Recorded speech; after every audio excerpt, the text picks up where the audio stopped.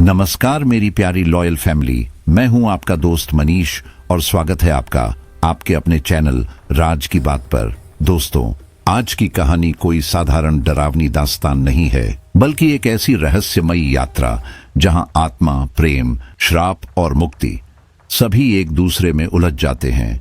यह कहानी है प्रेतलोक सप्तद्वार की, जहां एक स्त्री अन्वेषा और एक श्रापित राजा काल्विन मृत्यु और जीवन की सीमाओं से टकराते हैं और अपने प्रेम की कीमत 7 जन्मों से चुकाते हैं। दोस्तों, यह वो प्रेम नहीं जो फूलों और कस्मों में पलता है। यह वो प्रेम है जो आग, तंत्र और पुनर्जन्म में तपता है। यह वो सफर है जहां आत्मा खुद से लड़ती है और हर द्वार के पीछे छिपा है वासना, शक्ति और विनाश का रहस्य। क्या होता है जब प्रेम मुक्ति बन जाए और मुक्ति खुद एक नया श्राप ले आए? क्या अन्वेषा 7वां द्वार पार कर सकेगी, या वही द्वार एक बार फिर पूरी सृष्टि को निगल जाएगा? दोस्तों, यह कहानी आपको ले जाएगी राजस्थान की उस सुनसान धरती पर जहां रेतीली हवाओं में आज भी प्रेतों की फुसफुसाहट सुनाई देती है, जहां प्रेतलोक का 7वां द्वार अब भी किसी नए युग की प्रतीक्षा कर रहा है। तो तैयार हो जाइए, क्योंकि आज हम उतरने वाले हैं उस अंधेरे में जहां आत्माएं सोती नहीं जागती हैं, जहां हर सांस में कोई अधूरी कहानी बसती है और जहां हर अंत एक नए जन्म की शुरुआत होता है। अगर यह कहानी आपकी रूह तक सिहरन पहुंचाए तो लाइक कीजिए, कमेंट कीजिए और चैनल राज की बात को सब्सक्राइब करना मत भूलिए, क्योंकि यहाँ हम हर बार उतरते हैं उस गहराई में जहां कहानियां खत्म नहीं होती, बस नए रूप में लौट आती है। तो चलिए शुरू करते हैं आज की यह रहस्यमयी और खौफनाक गाथा, प्रेतलोक सप्तद्वार, एक अधूरी आत्मा की यात्रा। राजस्थान का रेगिस्तान उस रात कुछ और ही रूप में था। हवा सूखी नहीं, सिसकती हुई थी, जैसे रेत के नीचे कोई छिपा हुआ दूह खिल रहा हो। दूर दूर तक सन्नाटा था, बस हवाओं की सीटी और बिच्छुओं की सरसराहट सुनाई दे रही थी। उसी वीरान रात एक युवती अन्वेषा अपने बिखरे सपनों और किसी अनकहे डर से पीछा छुड़ाने की कोशिश में रास्ता भटकते हुए एक गांव में पहुंची, नागकुंड। गांव का नाम सुनते ही रीढ़ में ठंडक उतर गई। हवा यहां अलग लग रही थी, भारी और धीमी, जैसे किसी ने उसे जीने की अनुमति ही न दी हो। जब उसने कदम रखा, उसे लगा जैसे कोई उसकी हर सांस गिन रहा हो। हर दरवाजे के पीछे, हर टूटी खिड़की के पार कोई आंखें थीं, न देखी जा सकने वाली, पर बहुत जिंदा। रात और गहरी हो गई। जब वह गांव के पुराने कुएं के पास रुकी तो हवा अचानक थम सी गई। अगले ही पल एक फुसफुसाहट आई, धीरे, साफ। उसके कान के बिल्कुल पास। अन्वेषा वह जम गई। दिल की धड़कनें जैसे किसी ने थाम ली। यह वही नाम था जो हर रात उसके सपनों में पुकारा जाता था। काले महल की गलियां, खून से सना फर्श और अंधेरे में जलती लाल आंखें, सपनों का वही डर अब उसके सामने था, सांस लेता हुआ, जागा हुआ। गांव के कुछ बूढ़े लोग दूर से उसे देख रहे थे। उनकी आंखों में डर नहीं, पहचान थी। उनमें से एक झुकी कमर वाला तांत्रिक रेत में रेखा खींचते हुए बोला, वो लौट आई है। फिर सब उसे खींचते हुए गांव के मंदिर में ले गए। मंदिर पत्थर का था, दीवारों पर दरारें, दीवारों से झरती राख और बीच में एक टूटी शिला जिस पर अन्वेषा की ही शक्ल खुदी थी। उस पर संस्कृत के कुछ शब्द उकेरे थे जो हवा में फुसफुसाते लग रहे थे। जब रानी लौटेगी, द्वार फिर खुलेंगे और रक्त फिर बहेगा। अन्वेषा का गला सूख गया।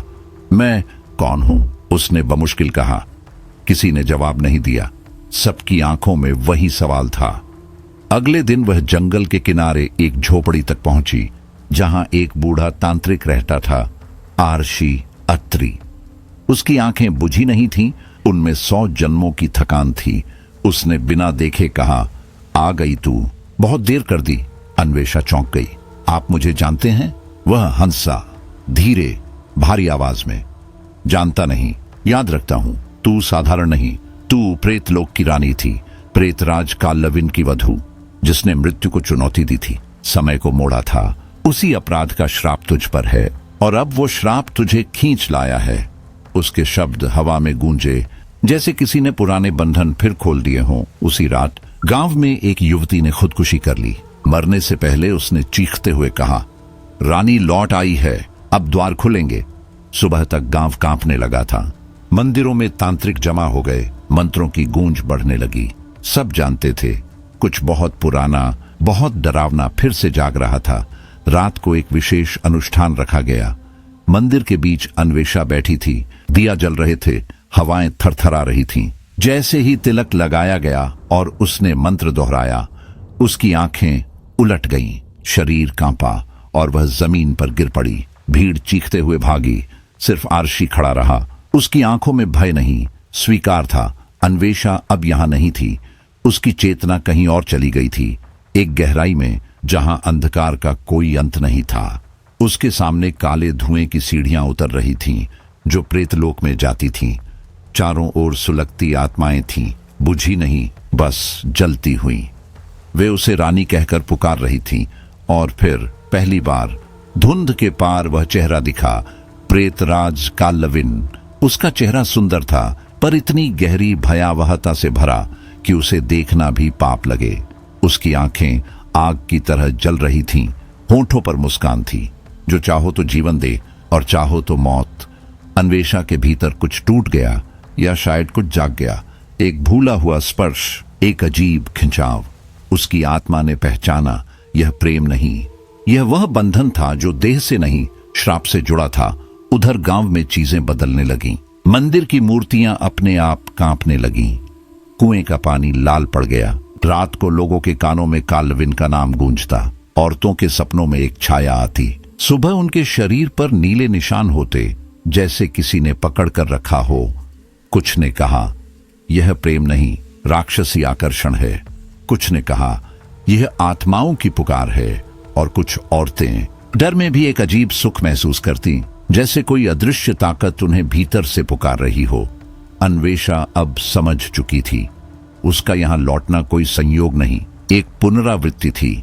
वही कहानी फिर से शुरू हो चुकी थी। वह रानी थी जिसने प्रेतराज कालविन से प्रेम किया था, और समय ने उन्हें श्राप दिया था। अब द्वार फिर खुलने वाले थे, और अगर इस बार वो खुले तो जीवित और मृत के बीच की दीवार ढह जाएगी। और अन्वेषा जानती थी, वह अब सिर्फ एक खोजी नहीं थी, वह खुद कुंजी थी। प्रेम, मृत्यु और श्राप की गांठ खोलने वाली आखिरी कुंजी। रेत पर ठंडी हवा चल रही थी। चारों ओर धुंध थी, भारी, सड़ी हुई, ऐसी कि सांस लेना भी अपराध लगे। कहीं दूर कोई सियार रोया, और उस आवाज के बीच अन्वेषा ने खुद को अजीब सी जगह पर पाया। आंखें खुली तो न आसमान था, न जमीन, बस राख का रंग चारों ओर फैला था। वह उठी तो उसके पैरों के नीचे कुछ धूल नहीं, बल्कि राख थी, जिसमें अनगिनत पांवों के निशान थे, जैसे सदियों से कोई यहां भटक रहा हो। हवा में फुसफुसाहटें थीं, धीमी, टूटी हुई, पर समझ आने लायक। कोई रो रहा था, कोई हंस रहा था, कोई कुछ मांग रहा था। वह अब न जिंदा थी, न मरी हुई। यह था प्रेतलोक, जीवित और मृत के बीच का वह लोक जहां समय रुक जाता है और आत्माएं अपनी सजा काटती हैं, जहां हर दीवार किसी गुनाह की गवाही देती है। उसका शरीर भारी था, पर अंदर कहीं एक अजीब सी पहचान जाग रही थी, जैसे यह अंधकार उसे पुकार रहा हो। उसने चलना शुरू किया, टूटी हुई हवेलियों के बीच, झुके हुए वृक्षों के नीचे, हवा में तैरती चीखों के पार। हर कदम के साथ जमीन हिलती, हर छाया उसके नाम से सिहरती। फिर वह रुकी। सामने कोई था, एक लंबा काला साया, बर्फ जैसी आंखें और चेहरा जिस पर न जीवन था न मृत्यु। आ ही गई रानी। उसकी आवाज हवा में नहीं, उसकी आत्मा के भीतर गूंजी। वह था वायुदेव, प्रेतलोक का मंत्री। उसकी मुस्कान ठंडी थी, जैसे किसी ने पत्थर पर दरार खींच दी हो। यह तुम्हारा लोक है, उसने कहा।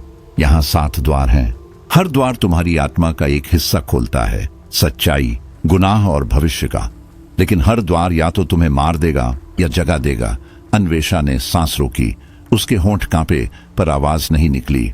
क्यों मैं? उसने धीरे से कहा। वायुदेव की मुस्कान और गहरी हो गई। क्योंकि तू रानी है और गद्दार भी। तभी अंधकार फटने लगा।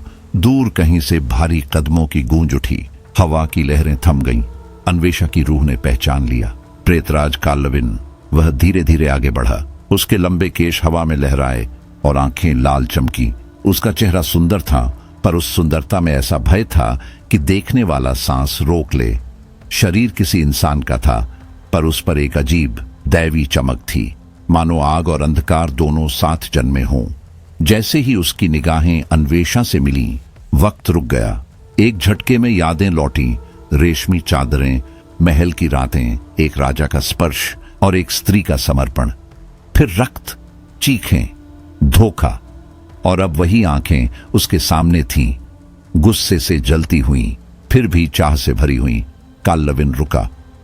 तुम मेरी रानी थी, उसने कहा, आवाज में धुआं था, और मेरी गद्दार भी। अब तुम लौटी हो, लेकिन अब मैं तय करूंगा कितनी देर तक जिंदा रहोगी।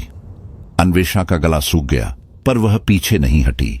उनके बीच की हवा गर्म हो गई। डर और चाह एक साथ उठे। यह प्रेम नहीं था, यह कुछ गहरा था, कुछ जो आत्मा तक जलाता था। वह उसके करीब आया, उसके कदमों की गूंज, उसके शरीर की गर्मी, उसके चेहरे की नमी, सब कुछ बहुत पास आ गया। अन्वेषा की सांसें टूटने लगीं, पर उसने आंखें नहीं झुकाईं। एक पल के लिए चारों ओर सन्नाटा फैल गया, ऐसा सन्नाटा जो तूफान से भी तेज गूंजता है। उसमें अधूरा प्यार था, अधूरी रातें और अधूरा बदला। काल्लविन ने हाथ उठाया और उसके चारों ओर की आत्माएं झुक गईं। वह उसे अपने काले सिंहासन के पास ले गया। वहां चारों ओर जलती आत्माएं थीं, मंत्रों की गूंज और कांपती परछाइयां। तू यहीं रहेगी, उसने कहा। यह कोई वादा नहीं था, यह आदेश था। अन्वेषा को उसके अपने ही महल में कैद कर दिया गया। रात गहराती गई, दीवारें फुसफुसाने लगीं। 7 द्वार, 7 गुनाह, 7 वासनाएं। वह कांपते हुए जागी। दरवाजे के पास कोई खड़ा था, एक आत्मा, अधूरी पर आंखों में चेतना थी। उसने कहा, द्वारों को मत खोलो, नहीं तो प्रेतलोक जाग जाएगा। फिर वह गायब हो गई। बस डर रह गया, डर की गंध जो दीवारों में बस गई थी। अगले दिन वायुदेव उसे महल के नीचे की गुफा में ले गया। वहां 7 काले द्वार थे, हर एक पर एक चिन्ह। वासना, मोह, विश्वासघात, क्रोध, बलिदान, प्रेम, मृत्यु। हर द्वार तुम्हारे एक रूप को दिखाएगा, उसने कहा। पर याद रखना, हर सच तुम्हें खुद से दूर करेगा या तुम्हारे भीतर के राक्षस को जगा देगा। अन्वेषा की आंखों में अब सिर्फ डर नहीं था, अब वहां जिज्ञासा थी, एक अंधी, खतरनाक जिज्ञासा। वह जानना चाहती थी, वह कौन थी? क्यों काल्लविन उसे अब भी चाहता था? क्यों आत्माएं उसे देखकर कांपती थीं? हर रात वह अंधेरे से बातें करती और हर सपने में काल्लविन आता। कभी वह उससे प्यार करता, कभी उसका गला घोंटता, कभी उसका स्पर्श जलन देता, कभी वही स्पर्श उसे जिंदा महसूस कराता। और एक रात जब उसे फिर दरबार में बुलाया गया, प्रेतराज के सामने, काल्लविन ने उसके सामने आकर उसका हाथ थाम लिया और कहा, तुम मेरी रानी थी और मेरी रानी रहोगी। काल्लविन ने कहा। उसकी आवाज धीमी और गहरी थी, जैसे कोई वादा भी हो और चेतावनी भी। लेकिन अगर इस बार तुमने फिर धोखा दिया, मैं तुम्हें जिंदा ही भस्म कर दूंगा। उसका हाथ गर्म था, पर उस स्पर्श में कुछ ऐसा था जो अन्वेषा की रूह तक उतर गया, जैसे किसी अधूरे जन्म की रात दोबारा सांस ले रही हो। उसके भीतर कुछ जल उठा, डर भी, चाह भी। अब उसे यकीन था, उसका अतीत, उसका शरीर, उसकी आत्मा, सब कुछ इन 7 द्वारों से बंधा था। अगर वह सच तक पहुंचना चाहती थी तो उसे हर द्वार से गुजरना होगा। और हर द्वार सिर्फ परीक्षा नहीं था, वह एक नई पीड़ा थी, एक नया प्रलोभन और शायद एक नई वासना भी। प्रेतलोक अब बाहर नहीं, उसके भीतर था। अगला कदम या तो उसे मुक्त कर सकता था या हमेशा के लिए उस अंधेरे में समा देगा जिससे कोई लौट कर नहीं आता। सन्नाटा था, पर भीतर एक तूफान चल रहा था। और अब उसके सामने था पहला द्वार, इच्छाओं का जाल। जैसे ही उसने उसे छुआ, दरवाजा जलते धुएं में बदल गया। धुआं उसके चारों ओर घूमता हुआ उसे निगल गया। आंखें खुली तो वह किसी और लोक में थी, जहां न दिन था न रात, सिर्फ मखमली जमीन, गाढ़ी हवा और मीठी गंध जो दिमाग में उतरकर उसे मदहोश कर रही थी। हवा में कस्तूरी की महक थी, गर्म, भारी और आकर्षक। उसका शरीर बोझिल लगने लगा, सांसें तेज। हर पेड़, हर छाया, हर लहराती परछाई उसे खींच रही थी, जैसे यह संसार उसकी ही कल्पनाओं से बना हो। अचानक उसके सामने एक चेहरा उभरा, संध्या, उसकी मरी हुई बहन। चेहरा पीला, आंखों में चेतावनी। इच्छा ही विनाश का द्वार है, संध्या ने कहा। यहां जो तृप्त होता है वो मर जाता है, और जो मरता है वो यहीं रह जाता है। अन्वेषा सिहर गई। उसे याद आया संध्या ने भी इसी द्वार में प्रवेश किया था और कभी वापस नहीं आई थी। वह अब आत्मा थी, एक चेतावनी, एक दर्पण। अचानक जमीन कांपने लगी, हवा भारी हो गई। धुंध के बीच एक पुरुष आकृति उभरी, लंबा, सुंदर, पर आंखों में हिंसा थी। तू रानी है, उसने कहा। उसकी आवाज में अजीब कंपन था, पर खुद से भाग रही है। वह उसके पास आया। उसकी उंगलियां अन्वेषा के गले तक पहुंची, न पूरी तरह कोमल, न पूरी तरह क्रूर। इस द्वार से निकलना है तो अपनी हर दबाई हुई इच्छा का सामना करना होगा। उसकी बात के साथ हवा में दृश्य तैरने लगे। स्त्रियों की सांसें, पुरुषों के हाथ, अधूरी रातें, रेशमी चादरें, हर चीज उसकी आत्मा को छूती, जलाती। अन्वेषा कांप उठी। यह सिर्फ परीक्षा नहीं थी, यह मनोवैज्ञानिक और शारीरिक युद्ध था। हर दृश्य उसे तोड़ता जा रहा था। उसका मन डगमगा गया और तभी उसने उस पुरुष आत्मा की आंखों में देखा। वहां उसे अपना अतीत झिलमिलाता दिखा। वह और काल्विन, रात का अंधेरा, स्पर्श की भाषा, वह प्रेम जो कभी पवित्र था और फिर श्राप बन गया।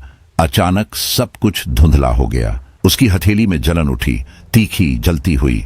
जब उसने देखा, वहां एक चिन्ह उभर आया था, तिलक के आकार का। यह उसका पहला प्राचीन अस्त्र था, तांत्रिक झलिका। यह कोई तलवार नहीं थी, यह चेतना का शस्त्र था। इसकी शक्ति सिर्फ आत्मा की सच्चाई से जागती थी। अन्वेषा ने मंत्र दोहराया, धीरे, कांपती आवाज में।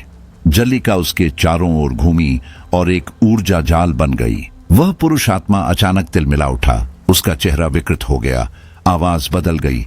अब वह इंसान नहीं था, छलिया था, आत्माओं का भक्षक। नहीं, तुम नहीं समझती, वह चिल्लाया। पर देर हो चुकी थी। जलिका की ऊर्जा ने उसे भस्म कर दिया।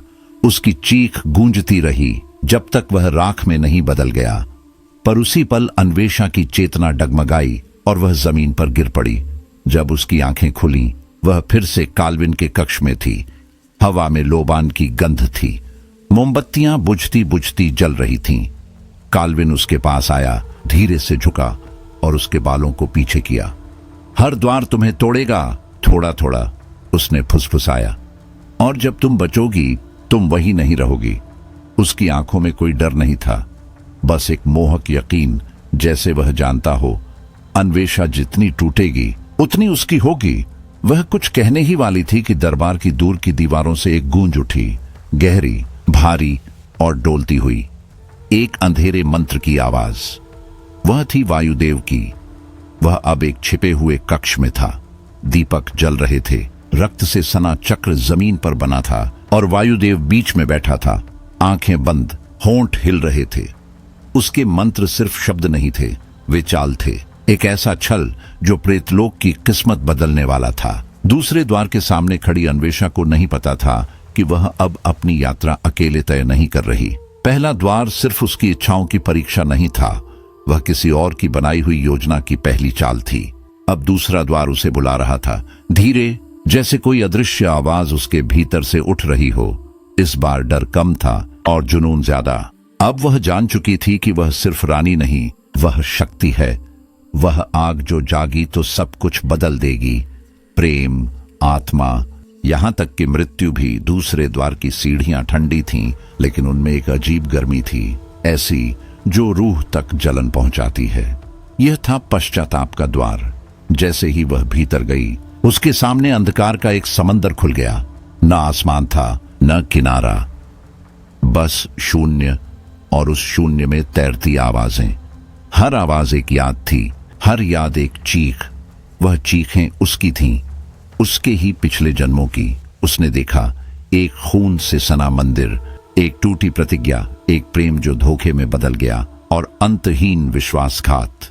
फिर एक दृश्य उभरा जिसने उसकी सांस रोक दी। वह खुद थी, रानी के रूप में, अपने हाथों से प्रेतराज काल्विन को श्राप देती हुई। वह चीख रही थी, उसकी आंखों में आंसू नहीं, आग थी। तू अब प्रेतलोक का कैदी रहेगा, सदा सदा के लिए। अन्वेषा पीछे हट गई। नहीं नहीं, उसने फुसफुसाया, मैंने ऐसा क्यों किया?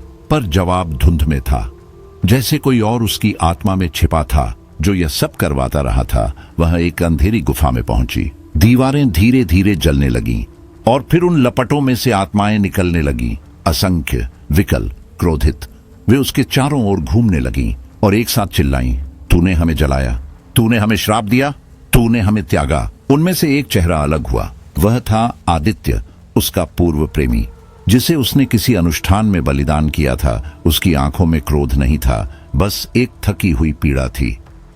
मैंने तुम्हें तब भी चाहा था, उसने कहा, जब तुमने मुझे मृत्यु दी, लेकिन क्या तुम खुद से सच कह पाई हो? उसकी आवाज ने कुछ तोड़ दिया। एक बंद दरवाजा जो बरसों से उसकी आत्मा में बंद था, अब वह पश्चाताप की आग में उतर चुकी थी। यह आग बाहर की नहीं, भीतर की थी। हर दबाई गई कामना, हर छुपा हुआ अपराध, हर अधूरा इकरार अब उसकी त्वचा पर जलने लगा। वह चीखी और सब कुछ धुंधला हो गया। फिर अचानक उसके चारों ओर का अंधकार खुला और उसने खुद को एक अजीब लोक में पाया।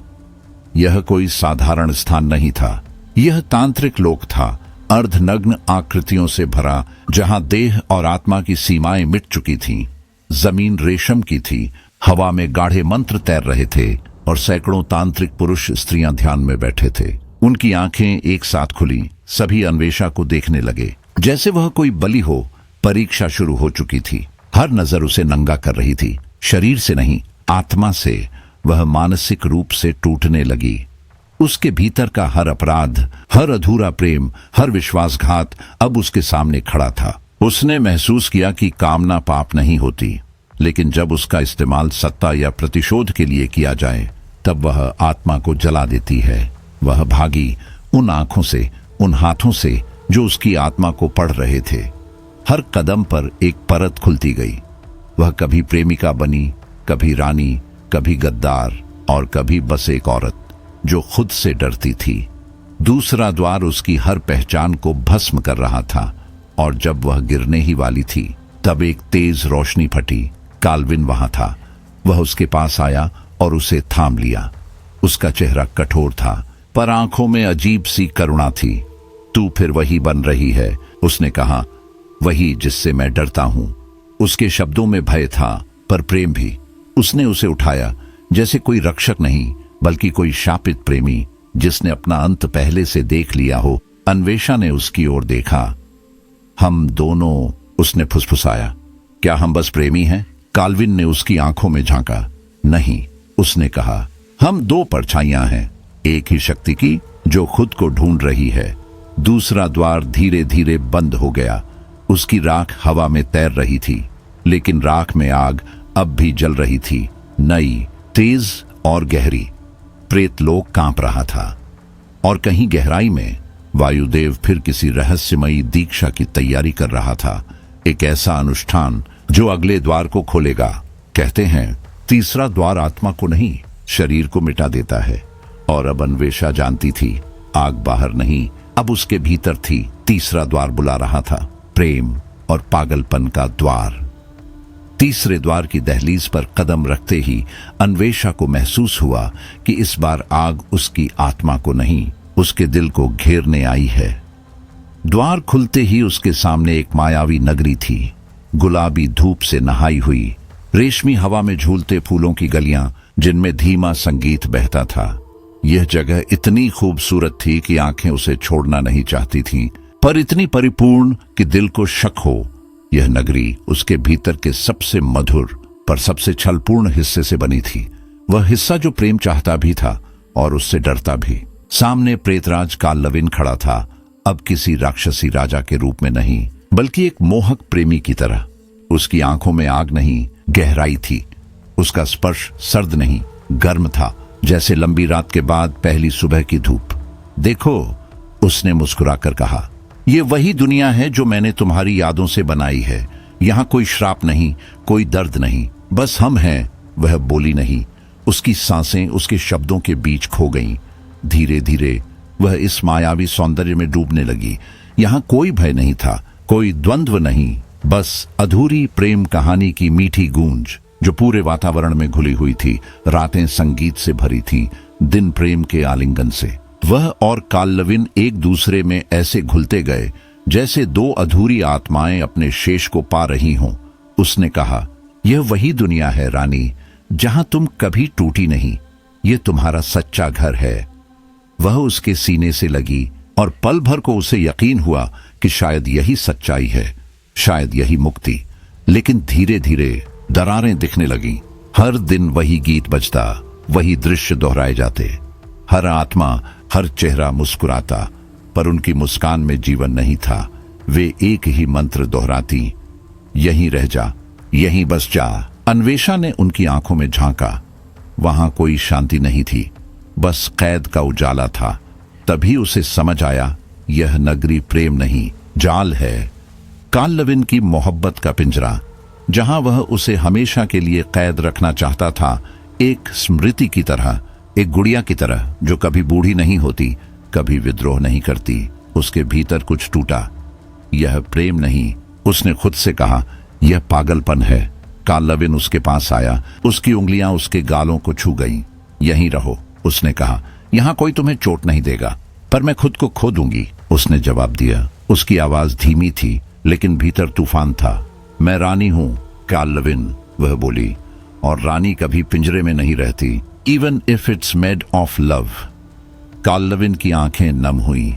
उसने कुछ नहीं कहा, बस पीछे हट गया। अगले ही पल नगरी फीकी पड़ने लगी। फूल झड़ गए, संगीत रुक गया, और उसके पीछे एक साया सिसकता रह गया, प्रेमी काल लविन का, जो अधूरा था, पर अब उसे रोक नहीं सका। तीसरा द्वार बंद हुआ, लेकिन इस बार जो पीछे छूटा वह सिर्फ दृश्य नहीं था, वह प्रेम की एक रूह थी, जो अब भी अन्वेषा को पुकारती थी। अब चौथा द्वार उसके सामने था, डर की दहलीज। यह द्वार बाकी सबसे अलग था। न कोई आग, न कोई संगीत, न कोई मोहक छाया, सिर्फ ठहराव, इतना गाढ़ा कि जैसे समय सड़ गया हो।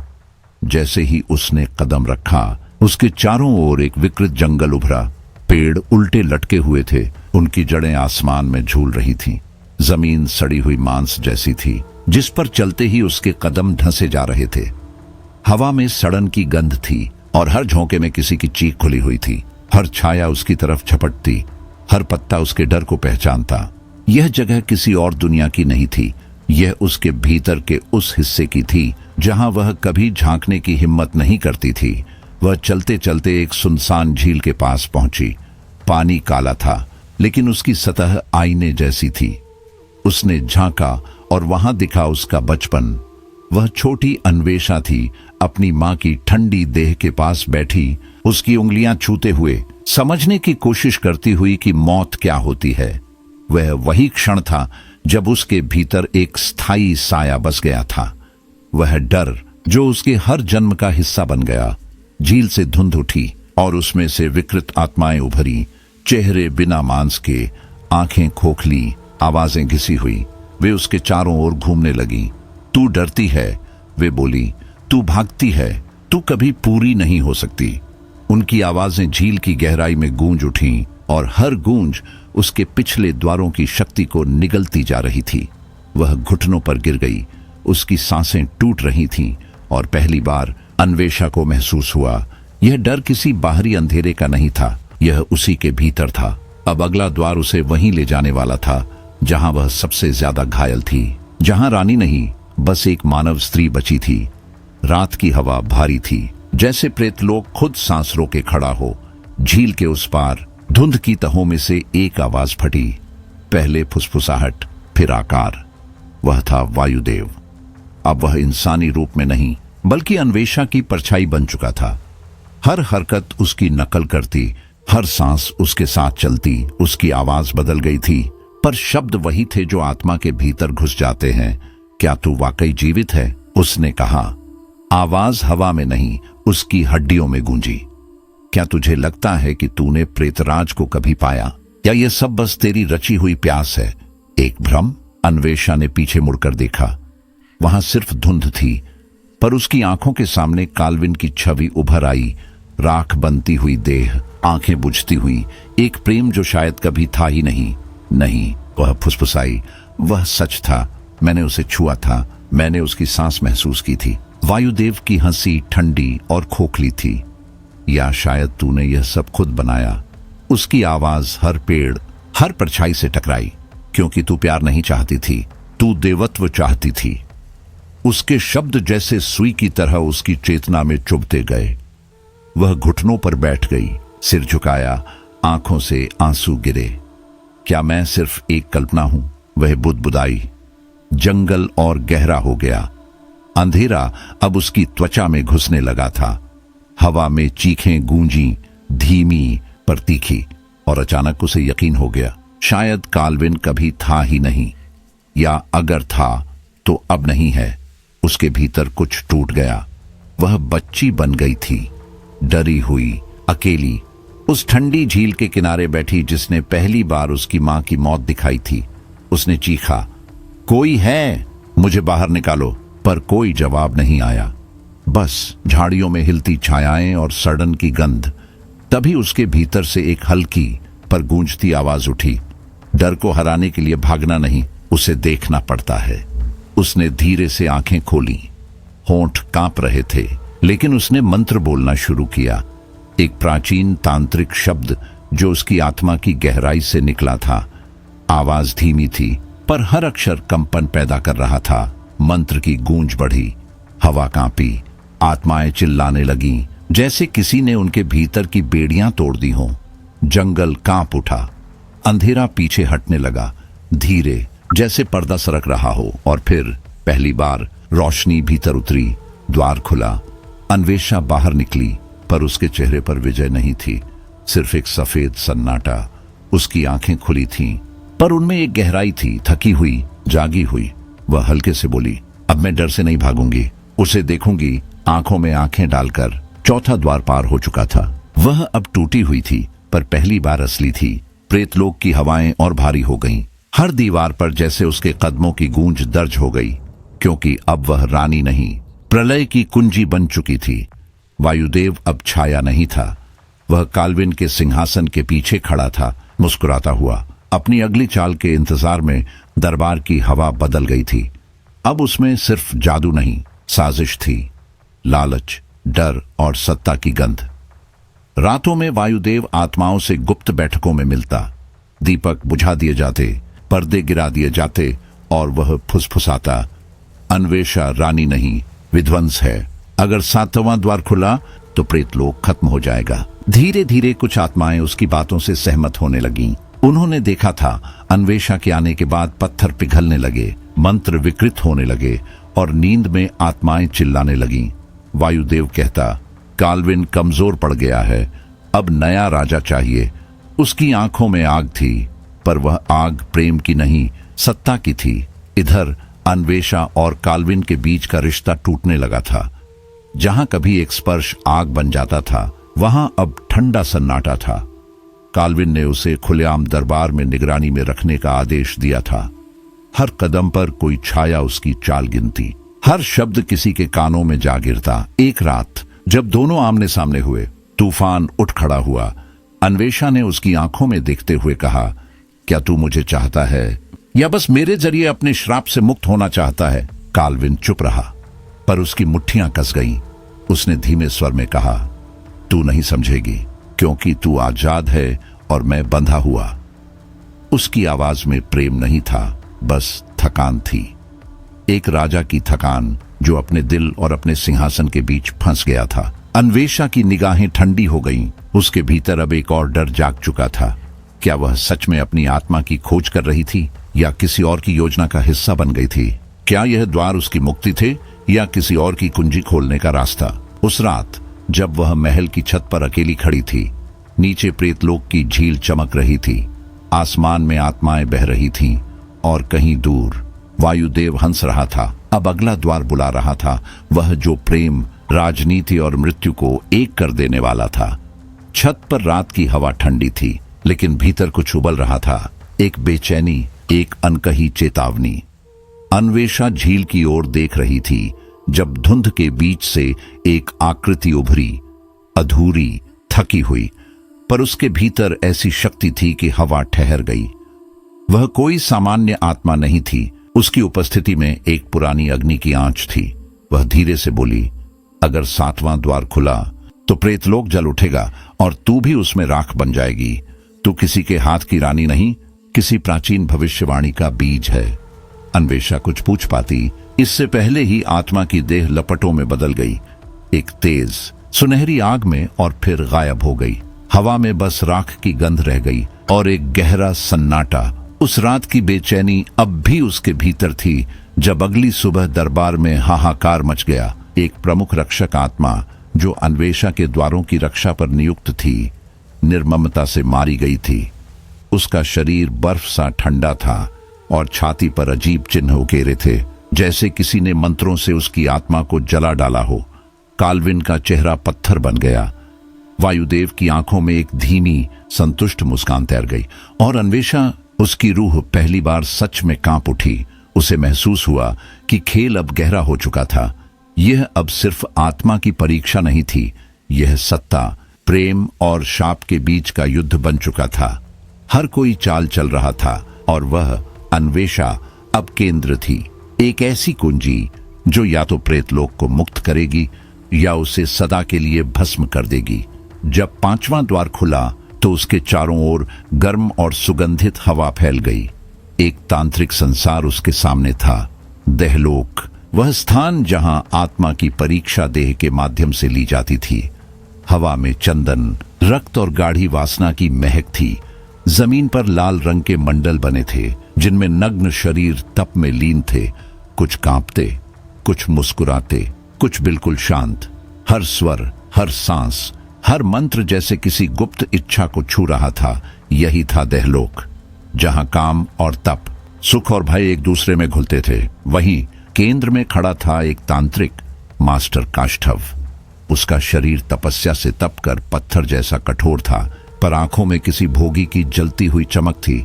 उसने अन्वेषा को देखा और उसकी आवाज धीमी पर स्थिर थी।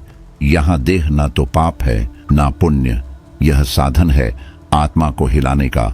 और परीक्षा शुरू हुई। यह कोई युद्ध नहीं था, ना तलवारों का ना मंत्रों का।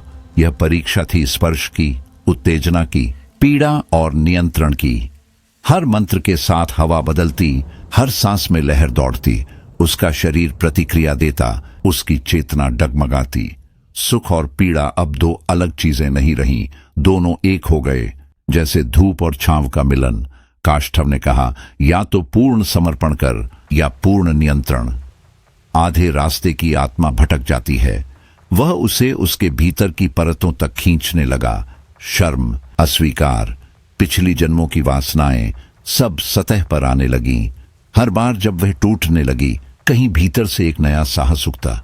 उसे समझ आया, देह को नकारना मुक्ति नहीं, उसे स्वीकारना ही असली स्वतंत्रता है। अंतिम परीक्षा एक अंधेरे कक्ष में हुई। चारों ओर रक्त और कर्पूर की गंध। बीच में अन्वेषा और काष्ठव आमने सामने खड़े थे। वहां कोई स्पर्श नहीं था, बस नजरें भिड़ी। वह क्षण देह की पराकाष्ठा था, जहां उसने न समर्पण किया न विरोध, सिर्फ संतुलन साधा। काष्ठव ने हल्की मुस्कान के साथ कहा, तू तैयार है, तूने देह को त्यागा नहीं, उसे मुक्त किया। जब अन्वेषा बाहर निकली, उसका चेहरा बदल चुका था। उसकी चाल में एक कोमल शक्ति थी, आंखों में रहस्य। वह खुद को नहीं पहचान पा रही थी, जैसे भीतर किसी और का जन्म हुआ हो। दूर से काल्विन उसे देख रहा था। उसकी आंखों में कुछ था, सम्मान, असमंजस और एक भय। उसने धीरे से कहा, अब तू वहीं नहीं रही, अब तू मुझसे भी आगे बढ़ गई है। अन्वेषा ने उसकी ओर देखा, ना प्रेम में ना विरोध में, बस समझ की गहराई में। पांचवां द्वार पार हो चुका था और अब वह केवल रानी नहीं, एक तांत्रिक देवी बनने की ओर बढ़ चली थी। अब कहानी उस मोड़ पर पहुंच चुकी थी जहां सत्य की परछाइयां सपनों से बाहर निकलकर अन्वेषा की वास्तविक चेतना में उतर रही थीं। तीसरा, चौथा और पांचवां द्वार पार करने के बाद वह अब सिर्फ एक यात्री नहीं थी, वह शक्ति बन रही थी जिसकी भविष्यवाणी प्रेतलोक के जन्म से पहले लिखी गई थी। अन्वेषा के भीतर कुछ टूटे हुए टुकड़े फिर जागने लगे थे। वे स्मृतियां जो किसी गहरे अतीत से लौट आई थीं। उसकी चेतना अब एक झील बन चुकी थी, जिसमें पुराने जन्मों की परछाइयां तैरती, कभी दिखती, कभी धुंध में खो जाती। एक दिन अचानक उसने खुद को जीवन और मृत्यु की सीमा पर खड़ा पाया। उसके सामने एक दृश्य चमका। वह और काल्विन दोनों प्रेम में डूबे हुए, लेकिन उस प्रेम में मिठास नहीं थी, सिर्फ राख की गर्मी थी। ये प्रेम नहीं, विद्रोह और विश्वासघात की आग थी। उसने देखा उसने ही उसे श्राप दिया था, लेकिन क्यों? क्योंकि उसने उससे प्रेम किया था, सच्चा निर्मम प्रेम। और फिर काल्विन ने उसे छोड़ दिया था। वह उसे चोर की तरह अधूरी रात के बाद बिना मुड़कर देखे चला गया था। उस विश्वासघात ने उसे तोड़ा नहीं, उसने उसे शक्ति बना दिया। उसका प्रेम प्रतिशोध में बदल गया और उसकी आत्मा एक शापात्मक अग्नि में, प्रेतलोक की गहराइयों में भटकते हुए उसे एक पुरानी स्याही से जली हुई पुस्तक मिली, सप्तद्वार तंत्र। पन्नों पर प्राचीन चित्र थे, काले धुएं में डूबे दो चेहरे। उसने देखा प्रेतराज काल्विन और वायुदेव दोनों एक समय भाई थे। अन्वेषा की सांस रुक गई। पन्ने के नीचे एक पंक्ति लिखी थी, जिस दिन एक भाई प्रेम चुनेगा, दूसरा छल से उसे श्राप देगा। अब सब कुछ बदल गया। जिस मंत्री ने आज तक उसे दिशा दी थी, वही कभी उसका अपना था। वही जिसने काल्विन को धोखा दिया, प्रेम को अपराध में बदला। वह सच जिसने सब कुछ उलट दिया।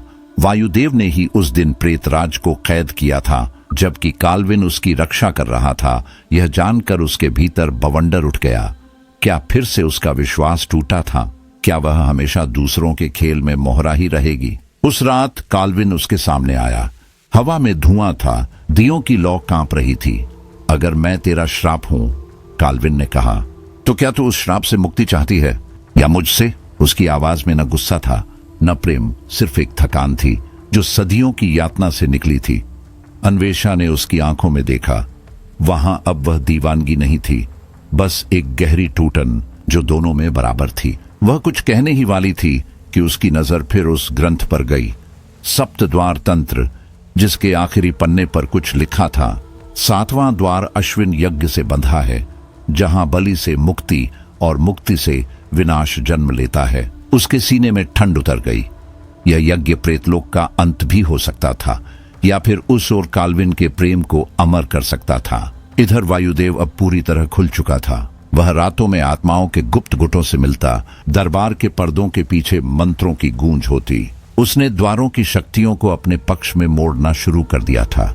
यह द्वार तुम्हारी मुक्ति नहीं, वह फुसफुसाता, यह मेरी सत्ता है, मैं इनसे नया राजा बनूंगा।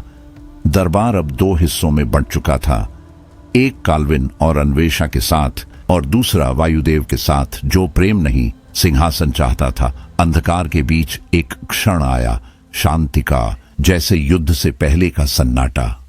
काल्विन और अन्वेषा आमने सामने खड़े थे, बिना बोले एक दूसरे को देख रहे थे। 2 आत्माएं जो अब प्रेमी नहीं, योद्धा थीं। पर तभी अन्वेषा की आंखों के कोने से खून की एक बूंद फिसली, उसके बाद एक और फिर धार बन गई सीधे उसके गालों पर। वह चीख उठी, 7वां जन्म जाग रहा है। उसकी आवाज पूरे प्रेतलोक में गूंज गई। रोशनी धुंधली पड़ने लगी, दीवारें हिलने लगी, और फिर जैसे कोई प्राचीन ऊर्जा सदियों बाद जाग उठी हो। धरती फटी, हवा लाल पड़ गई और आत्माओं की गूंज चीख में बदल गई। वह दृश्य ठहर गया।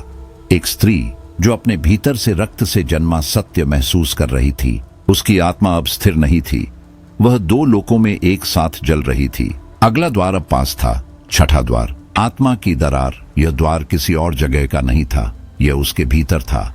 जैसे ही उसने कदम रखा, चारों ओर धुंध घिर गई।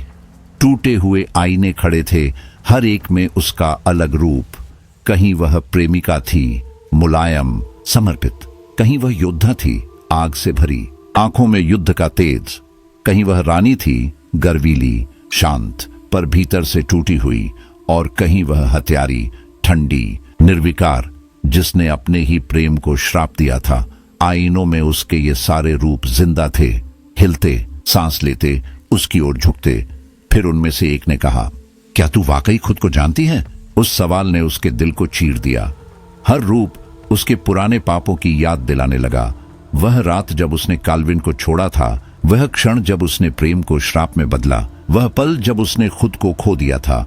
यह द्वार किसी बाहरी शक्ति की परीक्षा नहीं थी, यह था अस्तित्व का द्वंद्व, जहां आत्मा खुद से भिड़ती है, जहां प्रेम, प्रतिशोध और पाप तीनों एक ही चेहरा पहन लेते हैं। और अब उस अंधेरे में अन्वेषा को खुद से मिलना था, अपने सबसे भयानक रूप से। धुंध के भीतर वह खुद को टूटते और फिर जुड़ते देख रही थी।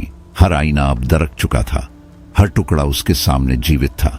एक रूप उसके प्रेमी का, उसकी आंखों में कोमलता, उसकी आवाज में वह अपनापन जो कभी उसे शांत करता था। दूसरा रूप योद्धा का, जिसकी तलवार उसकी ही ओर थी, तीखी, निर्मम, जैसे याद दिला रही हो कि प्रेम हमेशा बचा नहीं पाता। तीसरा रानी का, जो अपनी सत्ता के अभिमान में स्थिर खड़ी थी, कह रही थी सब तुम्हारा है, फिर भी कुछ नहीं तुम्हारा। और चौथा वह हत्यारी, जो चुप थी, उसकी आंखों में खालीपन था, पर उसके मौन में विनाश की गर्जना छिपी थी। हर टुकड़ा उससे भिड़ रहा था, हर रूप उसका ही अतीत पुकार रहा था। क्या तू प्रेमी है? क्या तू योद्धा है? या सिर्फ एक रानी जो अपने ही श्राप में जकड़ी है? उन सवालों ने उसकी आत्मा को टुकड़ा टुकड़ा कर दिया। इसी बीच, अंधेरे के बीच, वायुदेव की आवाज उसके भीतर गूंजी, आजा अन्वेषा, तेरे लिए नई सत्ता तैयार है। 7वां द्वार तेरे लिए नहीं, तेरी आराधना के लिए खुलेगा। बस एक बार मेरी तरफ देख। यह कोई प्रस्ताव नहीं था, यह एक चाल थी, एक और दरार खोलने की कोशिश। अन्वेषा के भीतर अंधड़ उठ गया, पर इस बार उसने खुद को टूटने नहीं दिया। उसने अपनी सांसें संभाली और उन सभी रूपों की ओर बढ़ी। प्रेमी, योद्धा, रानी, हत्यारी, सबको एक एक कर गले लगा लिया। तुम सब मैं ही हूं, उसने फुसफुसाया। हर पाप, हर घाव, हर मोह, हर मृत्यु मेरा ही रूप हो। उस क्षण जैसे किसी ने अंधकार को रोशनी से सील दिया हो। हर टुकड़ा उसके भीतर समा गया। वह अब न प्रेमी थी, न रानी, न योद्धा, न हत्यारी। वह पूर्ण चेतना थी, पर फिर भी एक हिस्सा छूट गया था। वह चुप नारी जो कभी अपने भीतर कांपती थी, अब कहीं पीछे रह गई थी। शायद वही उसका मूल थी और वही अब गुम हो चुकी थी। जब अन्वेषा द्वार से बाहर निकली, उसकी देह पर एक अदृश्य आभा थी, अंधेरे को चीरती पर खुद अंधकार का हिस्सा लगती। उसकी चाल में शांति थी, पर आंखों में वह अग्नि थी जो प्रेम और विनाश दोनों बन सकती थी। दूर खड़ा प्रेतराज काल्विन उसे देख रहा था। उसकी आंखों में विस्मय भी था और भय भी। वह धीरे से बोला, अब तू पूरी है या अब तू सिर्फ आग है? यह सवाल सिर्फ काल्विन ने नहीं किया था, यह सवाल खुद उसकी आत्मा ने भी उससे पूछा था। 6ठा द्वार पार हो चुका था, पर उसके भीतर अब जो उठ रहा था वह किसी द्वार की परीक्षा नहीं, एक क्रांति थी। वह अब सिर्फ स्त्री नहीं, एक जागृत शक्ति बन चुकी थी। प्रेतलोक अब युद्ध के मुहाने पर था। वायुदेव ने विद्रोह छेड़ दिया था। आत्माओं के गुट उठ खड़े हुए।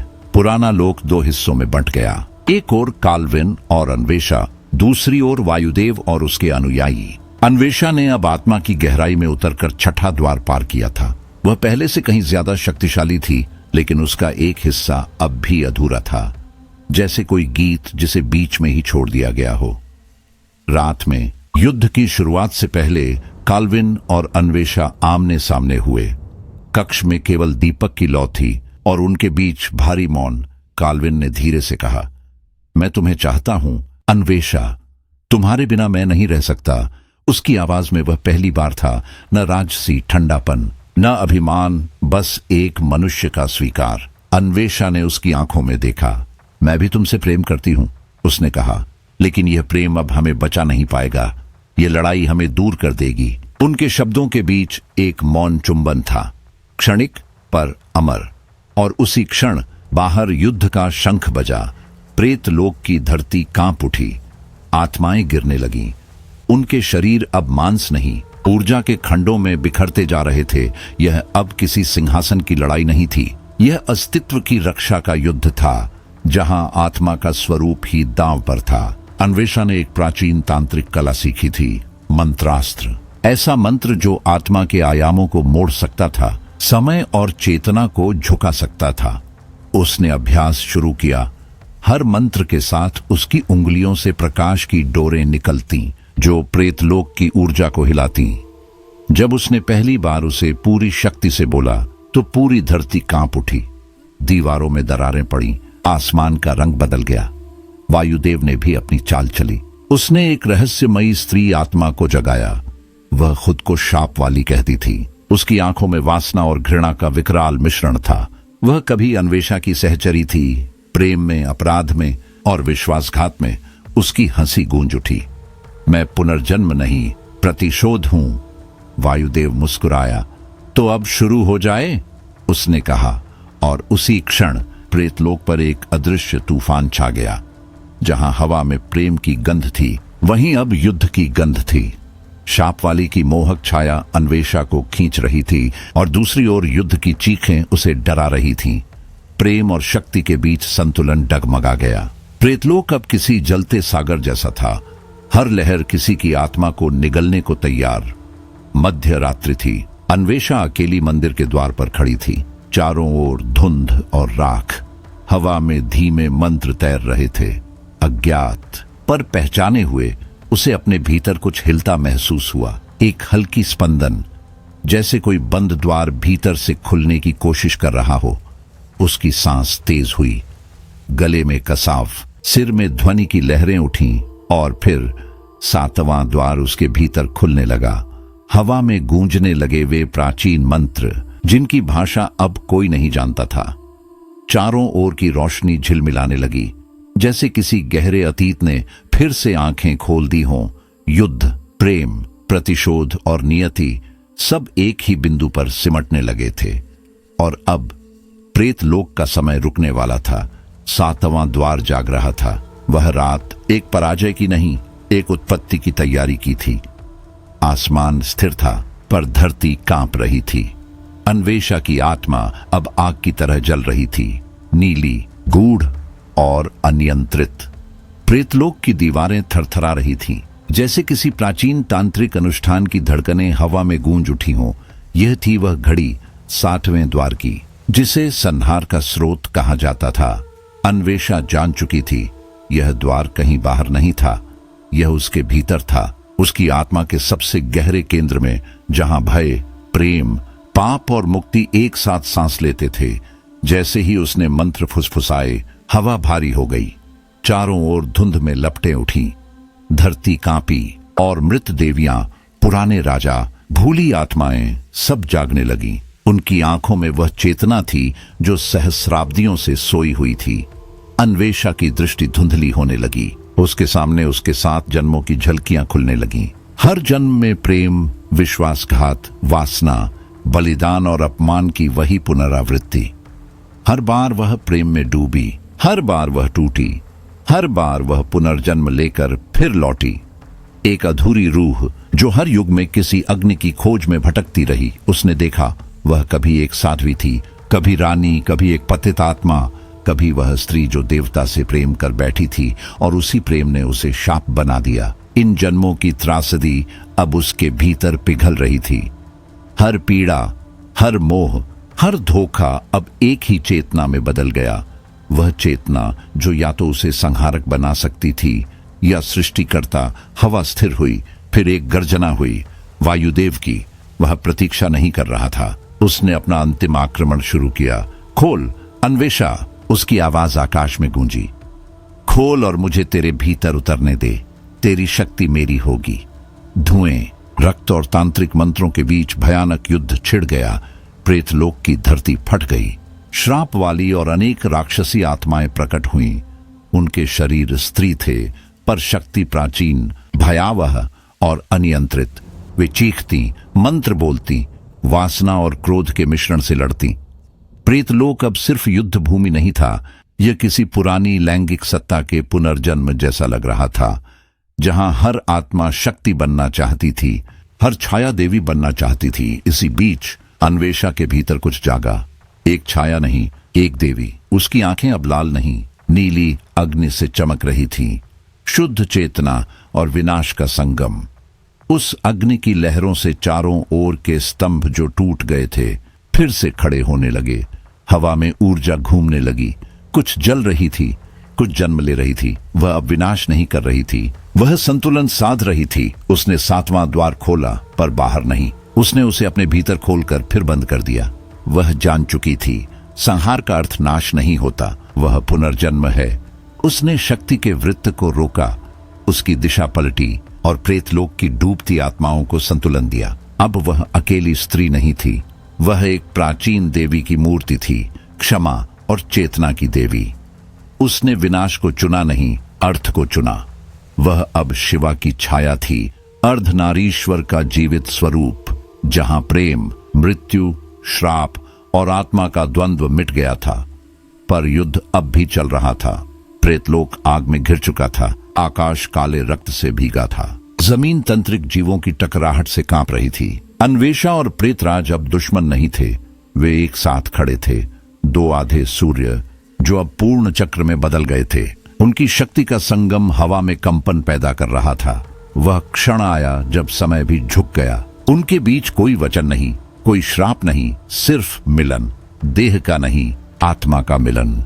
कामुकता और प्रार्थना के बीच की वह महीन रेखा जिसमें समर्पण भी था, आग भी। उनकी एकता ने प्रेतलोक की अस्थिर ऊर्जा को थाम लिया। क्षण भर के लिए सब थम गया, जैसे ब्रह्मांड ने सांस रोक ली हो। पर शांति कभी स्थायी नहीं होती। अचानक आकाश से एक गर्जना गूंजी, धुएं से वायुदेव निकला। अब वह मनुष्य नहीं रहा, उसका चेहरा विकृत था, आंखें जलती हुई और उसकी आत्मा काले मंत्रों में बंधी हुई थी। उसने काल्विन पर झपट्टा मारा, उसकी हथेलियों से आग की लकीरें निकली और सीधे प्रेतराज की आत्मा को जकड़ लिया। काल्विन चीखा, पर वह आवाज हवा में खो गई। अन्वेषा आगे बढ़ी, उसके हाथों से मंत्रास्त्र की ज्योति फूटी। उसने मंत्र बोला, हवा में नील रोशनी का चक्र उठा और वायुदेव पर गिर पड़ा।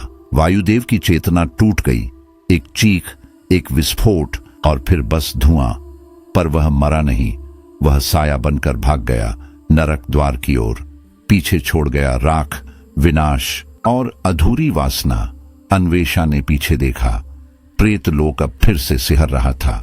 लपट्टों में छायाएं, धुएं में आत्माएं, सब कांप रही थीं। और तभी उसके रास्ते में शाप वाली खड़ी थी। अब वह आत्मा नहीं, एक ज्वालामुखी थी। उसकी देह से धुआं उठ रहा था, पर विस्फोट अभी बाकी था। उन दोनों के बीच जो हुआ वह युद्ध नहीं, संयोग था। वह द्वंद्व शारीरिक भी था, भावनात्मक भी और तांत्रिक भी। मंत्रों की गूंज हवा में तैरती रही। वासना की तपिश, आंसुओं की धार और रक्त की गंध आपस में मिल गईं। धूप और राख के उस युद्ध में देवी और शाप दोनों एक दूसरे के प्रतिबिंब बन गए और कहीं बहुत भीतर सातवें द्वार की रोशनी अब भी जल रही थी। एक अंत की तरह और एक नए जागरण की शुरुआत की तरह हर वार में एक पुरानी याद टूट रही थी। हर चुंबन में एक नया रहस्य खुल रहा था। पर इस बार अन्वेषा ने लड़ना छोड़ दिया। उसने शाप वाली की ओर देखा, उस आत्मा की ओर जो कभी उसकी ही परछाई थी। लाल धुंध के बीच उसने बस इतना कहा, अब बस, मैं तुझे मुक्त करती हूं। उसकी आवाज में कोई घृणा नहीं थी, वह स्वर एक क्षमा था, एक स्वीकृति। शाप वाली की आंखों में थकी हुई चमक आई। उसने मुस्कुराकर अन्वेषा की ओर देखा, फिर धीरे धीरे, बिना चीखे, बिना दर्द के जल में समा गई। जैसे कोई श्राप अंततः शांति में घुल गया हो। लेकिन युद्ध अभी खत्म नहीं हुआ था। प्रेतलोक का केंद्र टूट रहा था, ऊर्जा लहरों की तरफ फूट रही थी। आत्माएं दिशाहीन घूम रही थीं, दीवारें चटक रही थीं, सब कुछ ढहने के कगार पर था। प्रेतराज काल्विन, जिसे अब सब राजा नहीं बल्कि रक्षक मानने लगे थे, मंदिर के मध्य खड़ा था, शांत, दृढ़, पर थका हुआ। शायद यही अंत है, उसने कहा।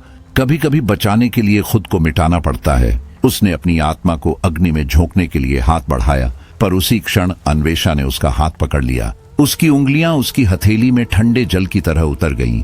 उसने उसकी आंखों में देखा और फुसफुसाई, अब तुझे नहीं मरना, तुझे जीना है मेरे साथ। वह वाक्य कोई आदेश नहीं था, कोई विनती नहीं थी, वह एक वचन था, सदियों से अधूरा पड़ा एक प्रेम का शपथ। और उस एक क्षण में युद्ध के गर्जन के बीच प्रेतलोक पर प्रेम की वह पुरानी जादुई ऊर्जा उतर आई। आग थम गई, हवा शांत हो गई। आत्माओं की आंखों में पहली बार आंसू नहीं, रोशनी थी। वायुदेव मर चुका था, पर उसका शाप अब भी हवा में था, जैसे कोई धीमा झर जो सबके भीतर रिस रहा हो। मगर अब वह घातक नहीं था, बस स्मृति बन चुका था। अन्वेषा अब योद्धा नहीं थी, न प्रेमिका, न रानी। वो अब एक सृष्टि की देवी बन चुकी थी, वह जिसने सातों द्वारों की ऊर्जा को अपने भीतर समेट लिया था। प्रेतलोक का पुराना तंत्र बदल गया था। जो द्वार पहले भय और दंड का प्रतीक थे, अब ज्ञान और मुक्ति के द्वार बन गए थे। अब आत्माएं सजा नहीं सीख पाती थीं, वे अपने पापों को धोती, अपने भीतर की छाया को पहचानती और अगले जन्म के लिए तैयार होती। अब यह लोक मृत्यु की जगह नहीं, आत्मा की यात्रा का केंद्र बन चुका था। काल्विन अब राजा नहीं था, वह अपने पुराने नाम से मुक्त होकर नया जन्म ले चुका था। ध्रुवेंद्र, उसके चेहरे पर पहली बार मुस्कान थी, शक्ति की नहीं, शांति की। वह अब आत्माओं का संरक्षक था, प्रेम, धैर्य और चेतना से भरा एक नया शासक। उसने एक नया नियम बनाया। अब आत्मा को केवल दंड नहीं मिलेगा, बल्कि उसे पुनर्निर्माण और मुक्ति का अवसर भी दिया जाएगा। जहां पहले भय था, वहां अब आशा थी। जहां मृत्यु थी, वहां अब पुनर्जन्म था। दरबार में जब अन्वेषा को प्रेतलोक की रानी घोषित किया गया, वह उठी और बोली, मैं रानी नहीं हूं, मैं केवल एक संरक्षक हूं। उसकी आवाज में कोई गर्व नहीं था, सिर्फ आत्मा की स्थिरता थी। ध्रुवेंद्र ने उसकी ओर देखा। उसकी आंखों में पहली बार पूर्ण शांति थी, वह शांति जो केवल पूर्ण समर्पण के बाद आती है। और उसी रात प्रेत महल के प्रांगण में एक गहरा आत्मिक मिलन हुआ। वह देह का नहीं था, वह आत्मा का आलिंगन था। वह एक मिलन था जो प्रेम और शांति दोनों से बना था। वह रात प्रेतलोक के इतिहास में पहली थी, जहां वासना और शांति एक साथ खड़ी थी। पर कहानी वहां खत्म नहीं हुई। धुंध से एक भविष्य दृष्टा आत्मा प्रकट हुई। उसका चेहरा पारदर्शी था, उसकी आवाज हवा की तरह मुलायम। वह फुसफुसाई, अब तुम दोनों की आत्मा पृथ्वी पर भी जन्म ले सकती है। अगली सदी में एक नई कहानी बनने को तैयार है। अन्वेषा और ध्रुवेंद्र ने एक दूसरे की ओर देखा।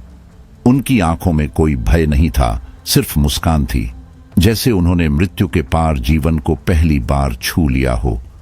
प्रेतलोक अब वैसा नहीं रहा। अब वहां न नरक था, न दंड। अब वहां संभावना थी, प्रेम था और पुनर्जन्म की गरिमा थी। मंदिरों में आत्माएं ध्यान में बैठी थीं। हवा फिर से चलने लगी थी, धीमी पर पवित्र। अन्वेषा और ध्रुवेंद्र साथ खड़े थे, जैसे दो प्रकाश स्तंभ जो आने वाली आत्माओं को मार्ग दिखा रहे थे। अब वहां अंधकार नहीं था, बस दीप्ति, बस शांति। और उसी समय राजस्थान की रेतीली हवाओं के बीच एक सुनसान गांव में एक बच्ची ने जन्म लिया, जिसकी आंखें नीली थीं, गहरी, जैसे किसी समुद्री तूफान की छाया। उसकी मां ने उसे गोद में उठाया तो कांप उठी, जैसे किसी सदियों पुरानी सर्दी उसके भीतर उतर आई हो। और दूर एक पुराने आश्रम में एक बालक ने जन्म लिया। उसकी कलाई पर एक चमकता चक्र था। आश्रम के साधु ने मुस्कुराकर कहा, इसका नाम ध्रुव होगा। गांव की सबसे बुजुर्ग स्त्री, जिसकी आंखें धुंधली थीं पर चेतना प्रबल, धीरे से फुसफुसाई, युग खत्म नहीं हुए, वे बस फिर से शुरू हुए हैं। प्रेतों के रक्षक फिर लौटे हैं। 7वां द्वार अब भी खुला है, धीरे, गूढ़ता से, जैसे कोई पुरानी सांस अब भी अधूरी हो। बीते युग की राख अभी ठंडी नहीं हुई थी। प्रेतलोक जो कभी मृत्यु और यातना का गढ़ था, अब मौन था। मगर वह मौन किसी कब्र का नहीं, किसी गहरी साधना में बैठे देवता का था। उसकी प्रतिध्वनि अब हर आत्मा के भीतर गूंजती थी।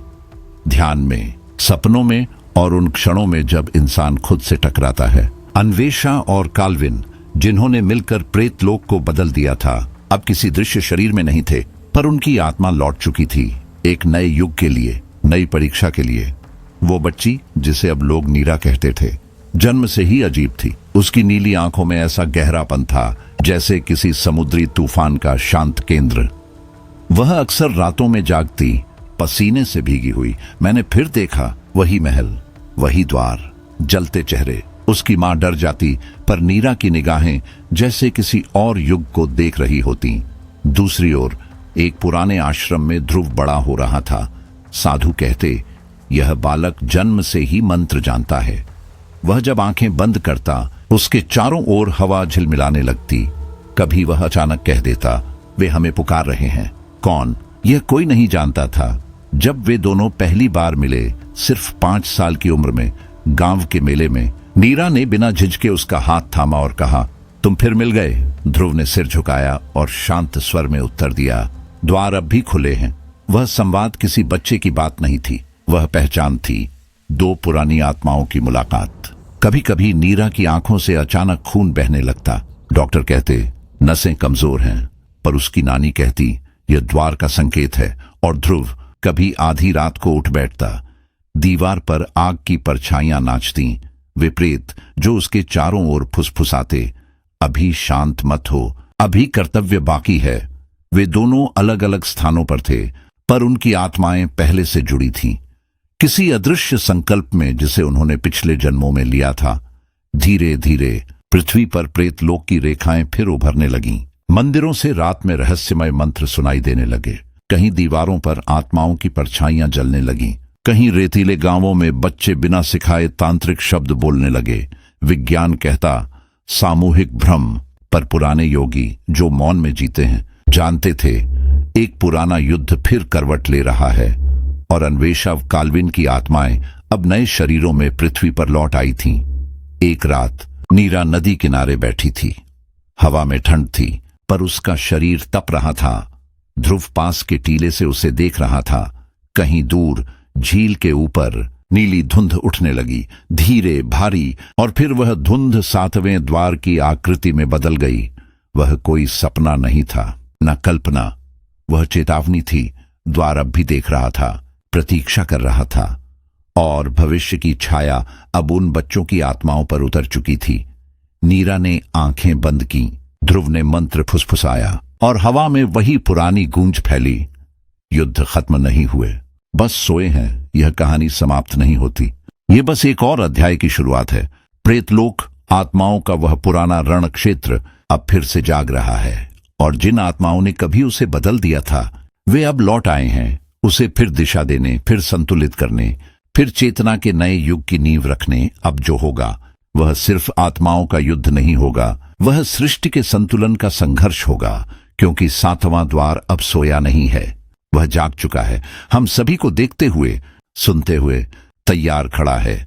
तो यह थी प्रेतलोक, सप्त द्वार की अंतिम कड़ी, जहां आत्मा ने पुनर्जन्म लिया, द्वारों ने एक नया युग देखा, और रहस्य अब भी अधूरा है।